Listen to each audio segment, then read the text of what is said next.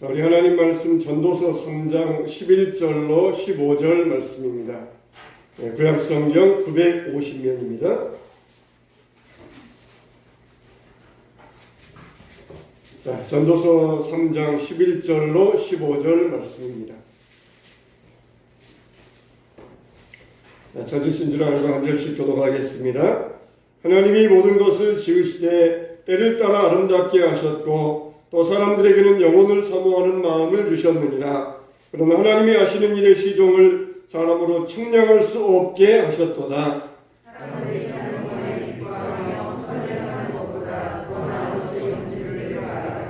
사람마다 먹고 마시는 것과 수고함으로 낙을 누리는 그것이 하나님의 선물인 줄도 또한 알았도다.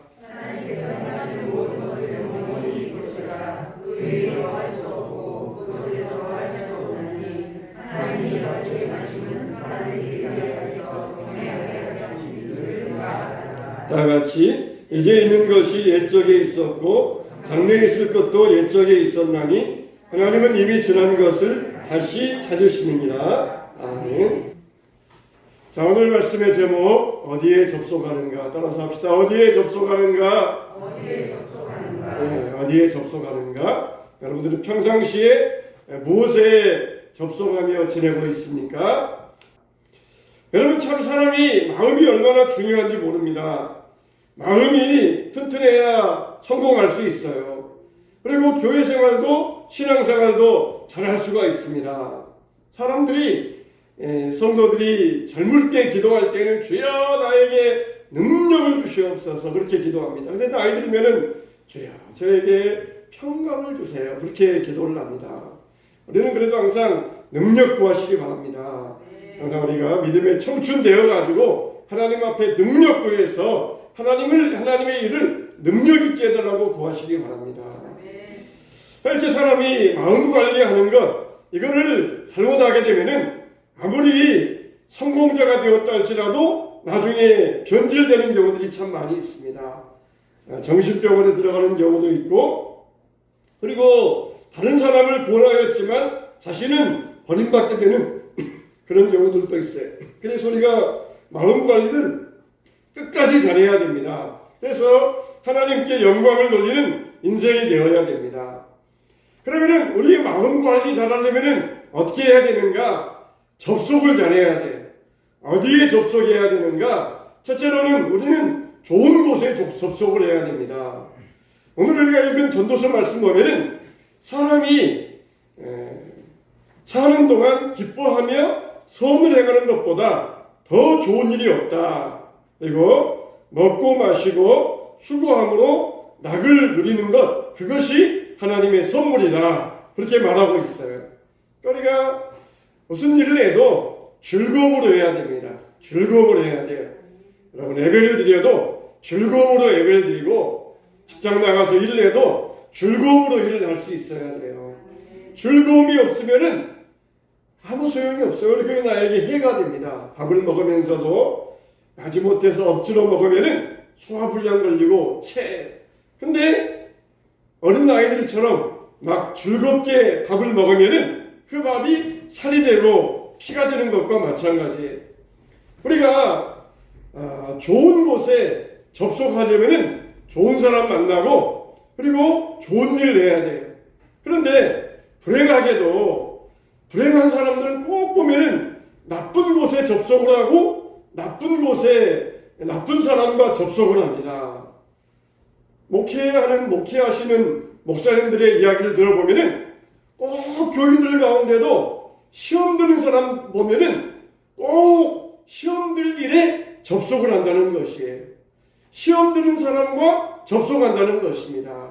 우리 교회는 그런 일이 없지만 꼭 접속을 해도 교회에 멀리 떠나가지고 이사한 사람 또 그런 사람과 접속해가지고 시험에 들고 또 그 좋은 말씀 하나님 말씀이 있는데 좋은 말씀들은 다 빼버리고 꼭 시험에 들 그 한마디에 시험 든다는 것이에요.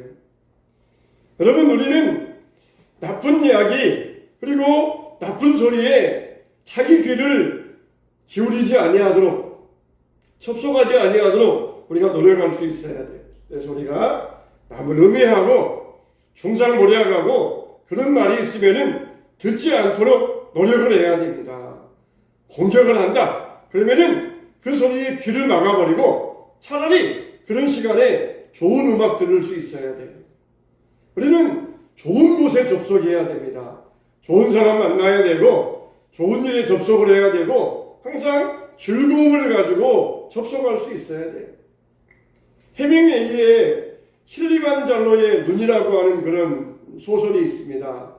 이 소설은 자기의 자서적인 그런 소설이에요.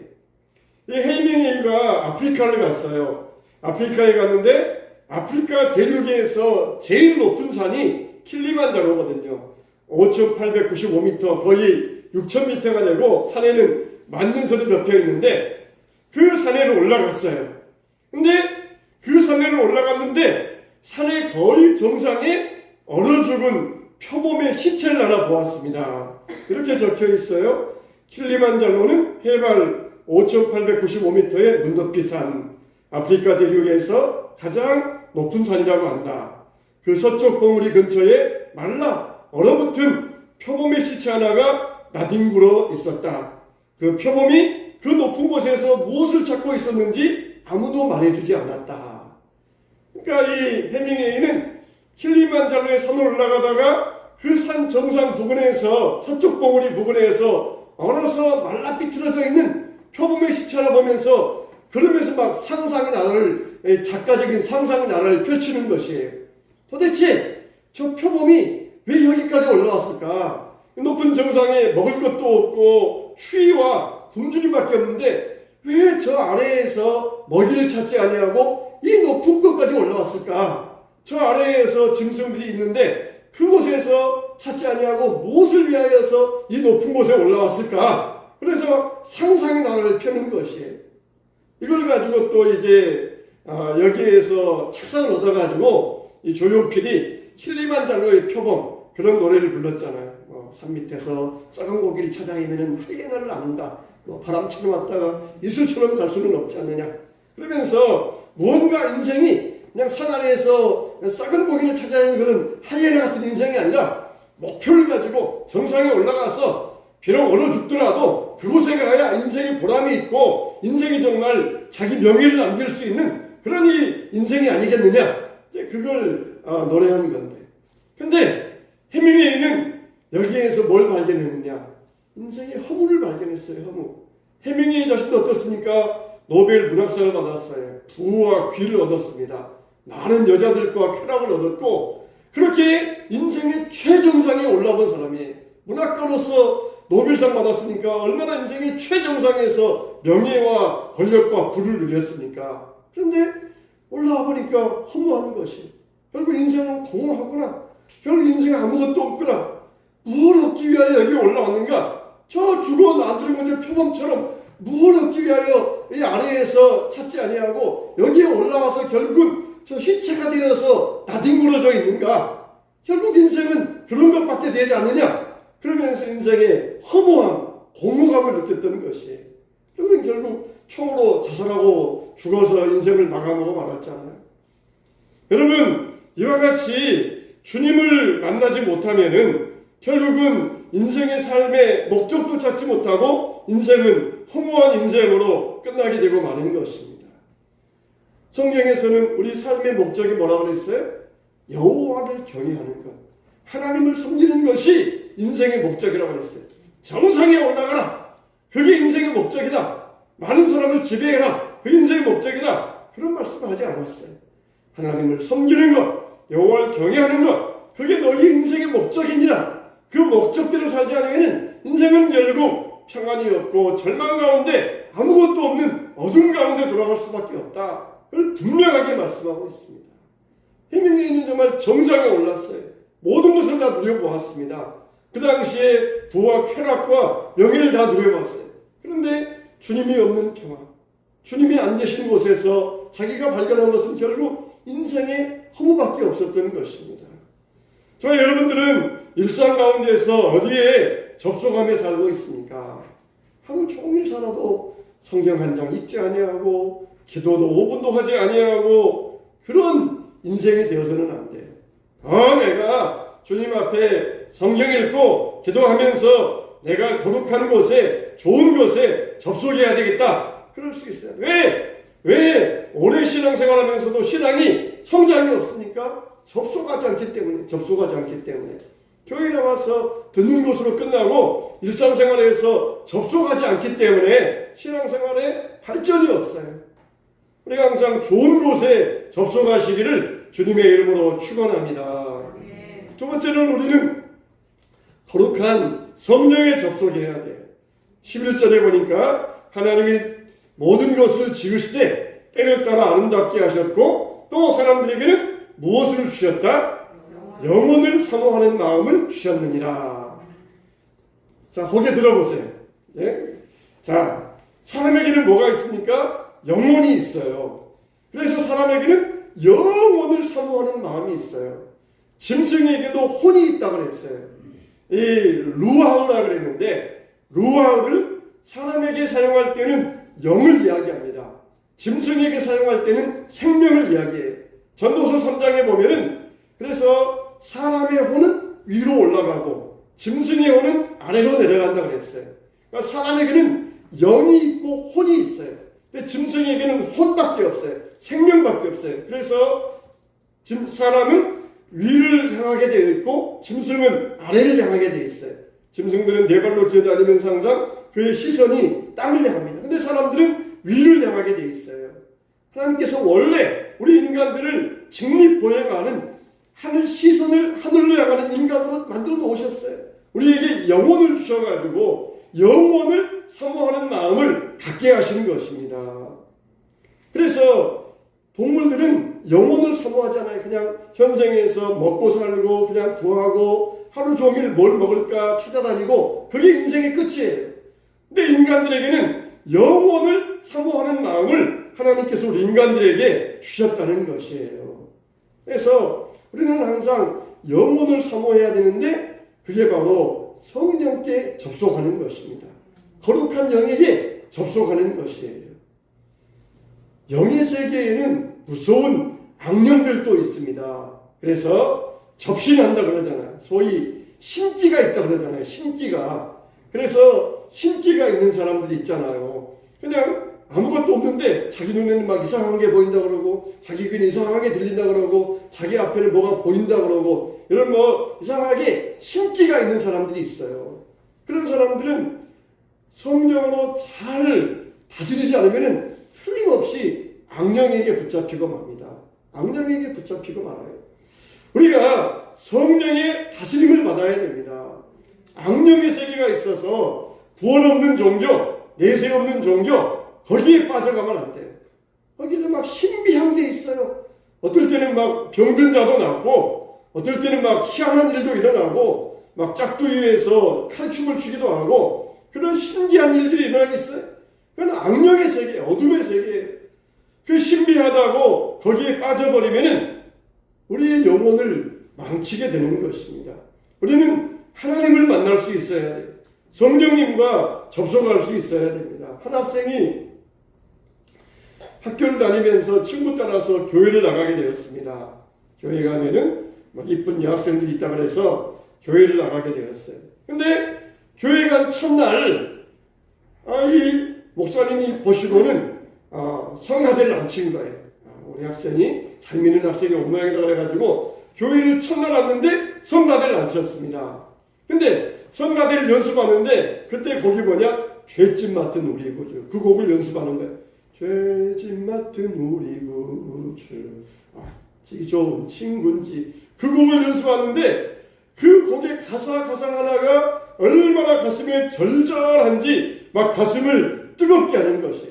눈물이 나오고 가슴을 막 마음을 녹는 것 같이 만들었습니다. 성령께서 교회 처음 나온 이 학생의 마음을 찬양을 통하여서 열어주시고 어루만져 주셨다는 것입니다. 성령께서 접속하여 주셨습니다. 오늘 이 시간에도 하나님께서 찬양과 말씀을 통하여서 여러분의 심령을 성령께서 접속하여 주시기를 축원합니다. 축원합니다. 어떻게 해야 돼요? 영혼을 사모하는 마음. 여러분들이 사모함이 있어야 돼요. 기대함이 있어야 돼요. 오늘 나도 일주일 동안 메마른 인생 살아왔는데 오늘 예배를 통하여서 성령과 접속하고 성령의 생수를 내가 공급받아야 되겠다. 이런 사모하는 마음을 가질 수 있어야 돼. 인생의 모든 사람들에게 영혼을 사모하는 마음을 주셨어요. 하나님께서 빌립보성에 있는 루디아의 마음을 여시고 성령께서 루디아의 마음을 여시고 바울의 말을 경청하게 하셨잖아요. 또 빌립보 간수가 잠을 자다가 옥문이 열린 것을 보고 죄수들이 도망갔구나. 그러면 나도 이제 사형당했구나. 스스로 칼로 자결하려 할 때에 사도 바울이 내 몸을 상하게 하지 말라. 바울이가 여기 있느니라. 그래서 두려워 떨면서 바울에게 가서 우리가 어떻게 해야 구원을 받으리이까? 주 예수를 믿으라. 그러면서 성령께서 빌립보 간수와 부하들과 온 가족의 마음을 열어주시어서 구원을 얻게 하여 주셨던 것입니다. 여러분, 우리의 삶은 주로 어디에 접속되어 있습니까? 돈에 여러분의 마음이 주로 가 있습니까? 여러분 집에, 아파트에 여러분의 마음이 가 있습니까? 저 아파트가 몇 억이야? 저 땅이 몇 억이야?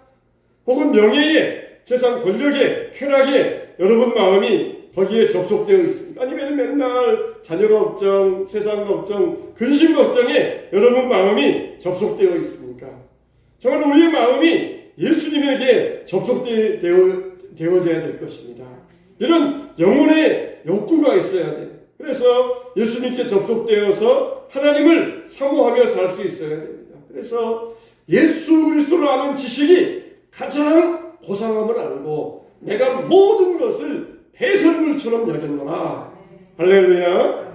이런 우리가 믿음의 결단이 있어야 돼. 예수님을 아는 것이 가장 최고의 보배이다. 교회에 와서 예배드리고 말씀 듣는 시간이 최고의 시간이다.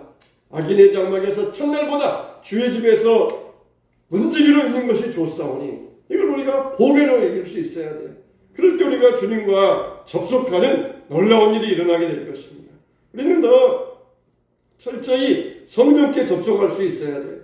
하늘에 접속할 수 있어야 되고 예수님에게 접속할 수 있어야 됩니다. 모든 사람들에게 영혼을 사모하는 마음을 주셨느니라 그랬어요.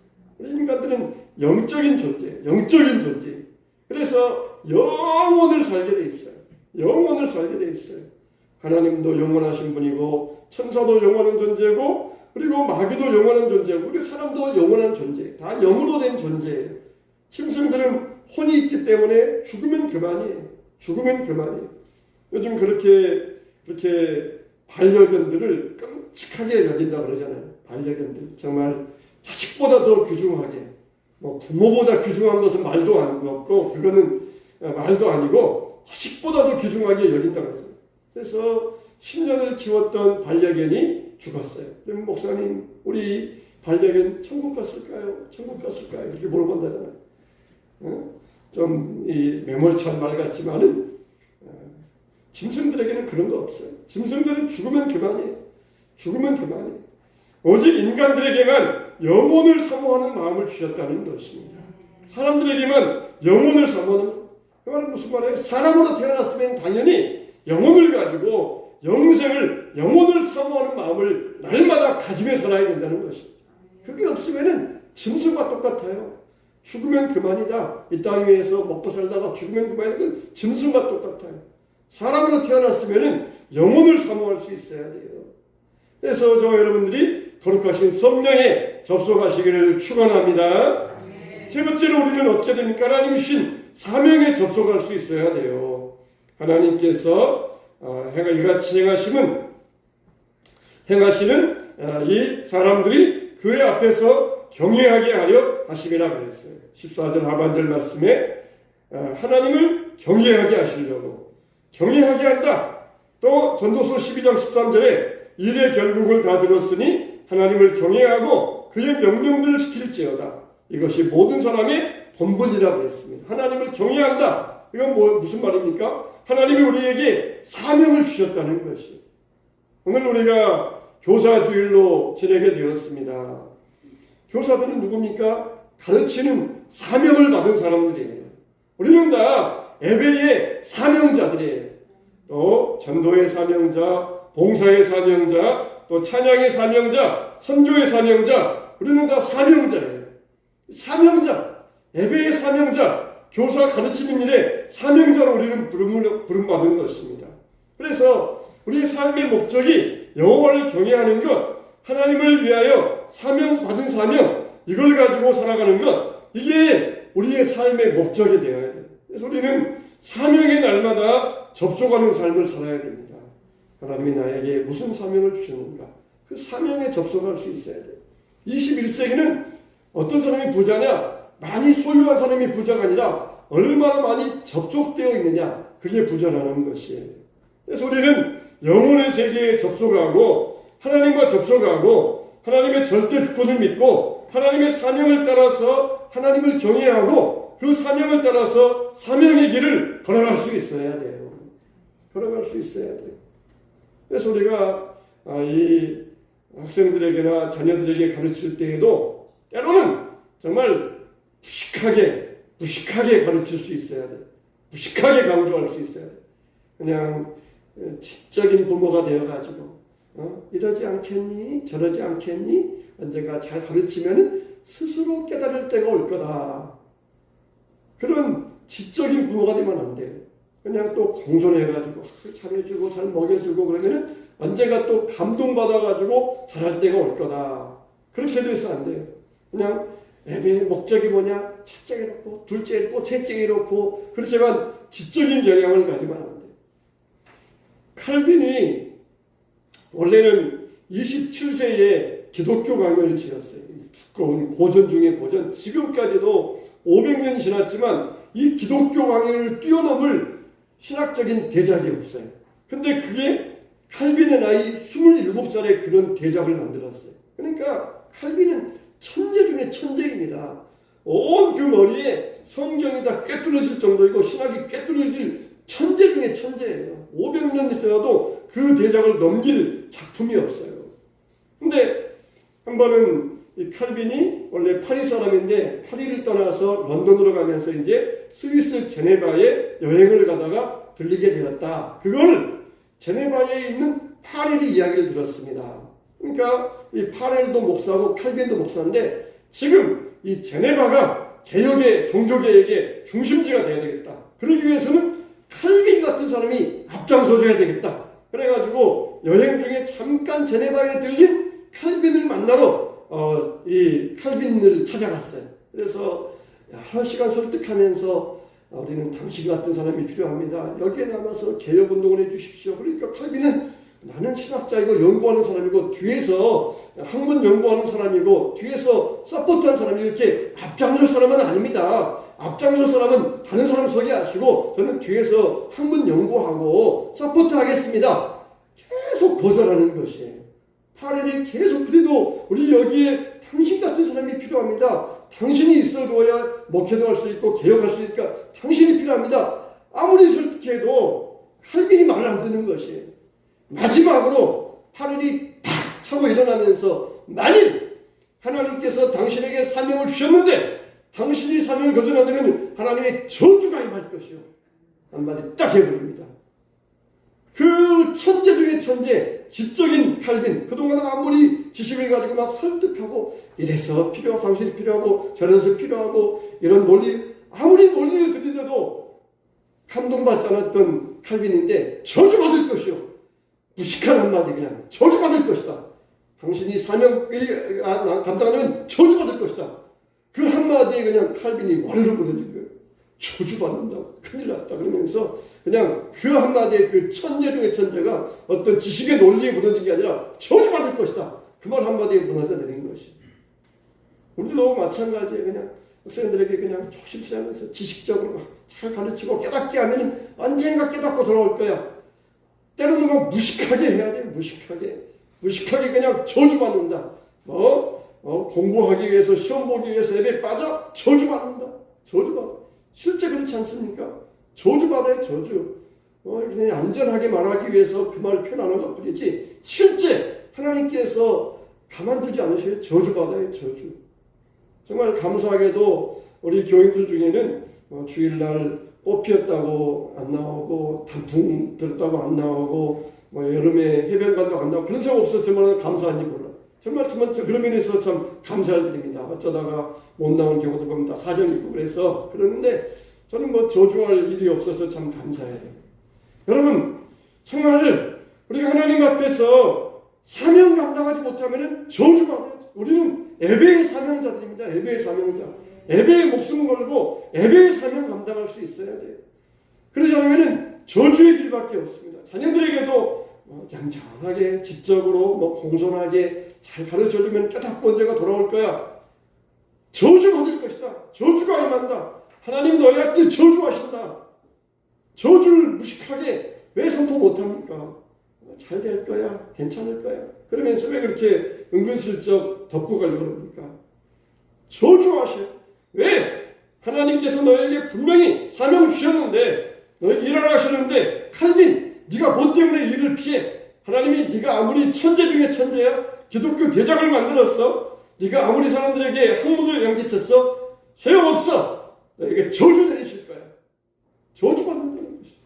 아무리 자기가 학문적으로 업적을 많이 끼쳤어도 많은 사람에 영향을 끼쳤어도 내게 주어진 사명이 있는데 그걸 감당하지 못하면 저주받는다는 것이.